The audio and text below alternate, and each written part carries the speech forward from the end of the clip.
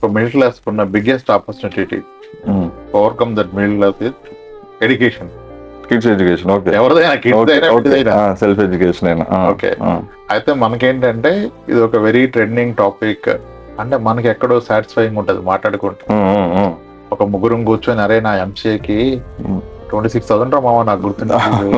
ఇప్పుడు మావాడిని మొన్న 80,000 కట్టాను అంటాడు. అందరు ఇంకా క్లాస్ పడిపోతే వీడికి అంటే మన ఆనందం కోసం సెల్ఫ్ సాటిస్ఫాక్షన్ కోసం మాడుకుంటాం. ఓకే, సో ఇది బాగుంటది. మనం కూడా అలా చెప్తే బాగా వస్తామేమో. కానీ ఇప్పుడు అవును నీ ఎంసీఏకి 26,000 ఫీజు కట్టావు పర్ ఇయర్. అప్పుడు మీ ఫాదర్ సాలరీ ఎంత? నెలకు 10,000 ఉంది కానీ అంతే. ఇప్పుడు నీ సాలరీ ఎంత? 1,00,000. మరి 10 times పెరిగింది. మరి ఇది 10 times పెరగాలి కదా, ఆబ్వియస్ గా పెరుగుద్ది అంతే. ఇప్పుడు మన కంట్రోల్ ఉందా? లేదు కదా. ఒక వ్యక్తి లైఫ్ స్పాన్ లో అతను పెట్టే ఇన్వెస్ట్మెంట్స్ లో గ్యారంటీడ్ మల్టీబ్యాగర్ ఏదైనా ఉందంటే అది ఎడ్యుకేషన్. అది ఇచ్చినట్టు ఇంకేది ఇవ్వదు.